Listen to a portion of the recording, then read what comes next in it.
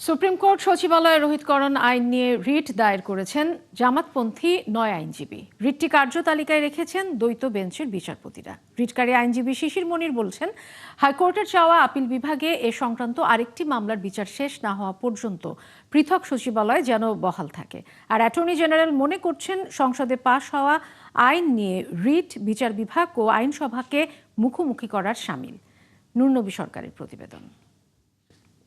ঐতিহাসিক সন্ধিক্ষণে আমাদের অধ্যাদেশ জারি করে অন্তর্বর্তী সরকার বিচার বিভাগের জন্য পৃথক সচিবালয় প্রতিষ্ঠা করে গেল 11 ডিসেম্বর।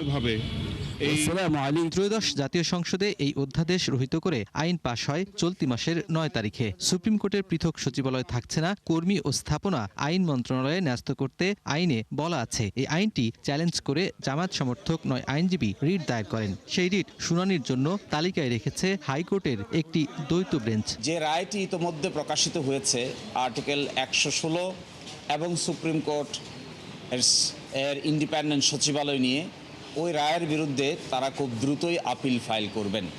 প্রেফারেবলি আগামীকালকেই তারা আপিল ফাইল করবেন এবং এই জন্য আজকের এই হাইকোর্ট ডিভিশনের এই বেঞ্চ বলেছেন তারা সেখানে আপিল ফাইল করুক, আর যে মামলাটি আছে এটি লিস্টে থাকবে। শুনানির সময় উচ্চ আদালত মন্তব্য করেছেন যে সুপ্রিম কোর্ট সচিবালয়ের সবকিছু যে অবস্থায় আছে সেরকমই যেন রাখা হয় আপিলে সংবিধানের 116 অনুচ্ছেদ মামলা নিষ্পত্তি না হওয়া পর্যন্ত।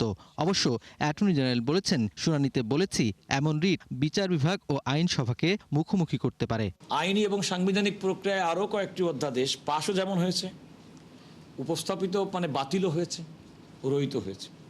তো এরকম একটা প্রক্রিয়ার মধ্যে যখন হয়েছে, তখন যদি কোনো কারণে একটা পার্টিকুলার অধ্যাদেশকে কিংবা রহিতকরণ আইনকে যদি আমরা চ্যালেঞ্জ করা হয়, তাহলে পার্লামেন্ট কর্তৃক এই ধরনের সাংবিধানিক এবং আইনি প্রক্রিয়া ব্যবহার করে যে সমস্ত সংশোধনী, রহিতকরণ কিংবা গ্রহণ যেটাই করা হোক, প্রত্যেকটাই আদালতে চলে আসবে এবং আদালতের সেটা খুব বেশি কাম্য হবে না। আমি আদালতকে আরেকটি কথা বলেছি যে নতুন রাষ্ট্রের দীর্ঘদিন পরে আমাদের গণতান্ত্রিক প্রক্রিয়া আমরা যাত্রা শুরু করেছি, সুতরাং আমরা যেন কোনোভাবে আমাদের কোনো কার্যক্রমের মাধ্যমে আমাদের নির্বাহী বিভাগ এবং বিচার বিভাগকে মুখোমুখি না করা হয়, সেটাও কিন্তু আমি আদালতের সামনে সুস্পষ্টভাবে উল্লেখ করেছি। সংবিধানের 116 অনুচ্ছেদে বলা আছে, বিচারকদের শৃঙ্খলা বিধি নিয়ে সংবিধানের 116 অনুচ্ছেদে বলা হয়েছে। এ নিয়ে এক রিটের প্রেক্ষিতে সম্প্রতি হাইকোর্ট পূর্ণাঙ্গ রায় প্রকাশ করেছে। এর বিরুদ্ধে দ্রুতই আপিল করবে রাষ্ট্রপক্ষ, জানিয়েছেন অ্যাটর্নি জেনারেল। যে আমরা যে আপিল দায়ের করব সেই আপিলের। নুরনবী সরকার, 71, ঢাকা।